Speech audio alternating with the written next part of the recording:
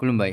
दिनै 8 एप्रिल 2025 गिबियावनो गोजोन फुंबिलिनि गाहाम हामलायनायखौ बयनिसिमबो जासिहरनाय थाबाय। राशिफोरखौ फरायनायनि सिगां आंनिफ्राय आनान गसाइनिसिम आरज खालामनाय जायोदि दिनैनि साना बुहुमनि साफ्रोमबो सुबुंफोरनि थाखाय गाहामैनो गाहाम बारलांनो हायो, जेबो खैफोद आफोद जायालासे। फैदो दानिया दिनैनि राशिफोरखौ खोनासंलायदिनि। गिबियावनो दङ मेष राशि। सानखौ आराम आरो सुबिदा बुथुमनायाव बारहोनाय जागोन। मोनसे गोजाम खामानिया दिनै आबुं जानो हागौ। मेष राशिनि खाफालगोनां अनजिमाया 5, गाबा सना गाब। बृष राशि। आजै आजौनि सम्पति मोननायनि खाबु दं। नोंथाङा सनमान मोनगोन आरो सुबुंफोरा नोंथांनि फारसे थागोन। बृष राशिनि खाफालगोनां अनजिमाया 6, गाबा गोथां गाब। मिथुन राशि। सम्पति बायनायनि सिगां नायग्रोम। दावराव-दावसिनिफ्राय गोजानाव था। गोजाम लोगोफोरनिफ्राय जानथायाबो बांनो हागौ। मिथुन राशिनि खाफालगोनां अनजिमाया 1, गाबा गोथां।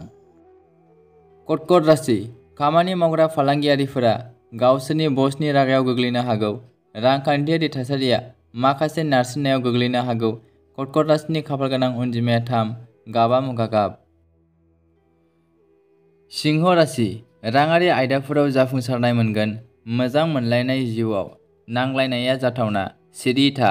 सिंह राशिनि खाफालगोनां अनजिमाया 9, गाबा गोथां।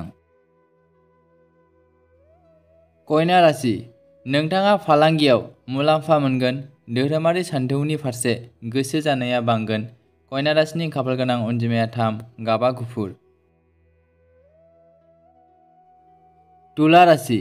बिजिरसालिनि केसफोराव देहायारि आरो रुफाजों सोमोन्दो थानाय फालांगियाव मुलाम्फा। समाजाव मुंदांखा जानाया बांगोन। तुला राशिनि खाफालगोनां अनजिमाया 2, गाबा गोथां।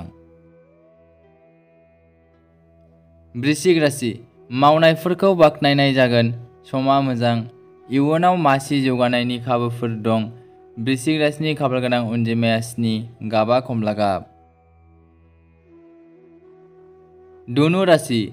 रांखान्थियारि थासारिया मोजां थागोन। गाज्रि साननायफ्रा गोसोआव सोमजिनो हागौ। ध्यान खालाम। धनु राशिनि खाफालगोनां अनजिमाया 2, गाबा गोजा। मकर राशि। खामानियाव मुलाम्फा, गुबैयै फेसन आरो आयेननि बिथिङाव। बेलासिसिम गासिबो हाबाफोराव जाफुंसार जानो हागोन। मकर राशिनि खाफालगोनां अनजिमाया 3, गाबा गोसोम। कुम्भ राशि। सम्पति आरो गारिफोर बायनो थाखाय मोनसे मोजां सम। सुथुरआ फेजेनगोन। कुम्भ राशिनि खाफालगोनां अनजिमाया 4, गाबा गलापि। मीन राशि। फालांगियाव खहा जानो हाथाव थासारिनिफ्राय सांग्रां जा। मोनसे गोदान बिथांखि बायनो हायो। मीन राशिनि खाफालगोनां अनजिमाया 4, गाबा सना गाब। दिनैनि राशिफोरनि एसेनोसै। गोजोन्थों।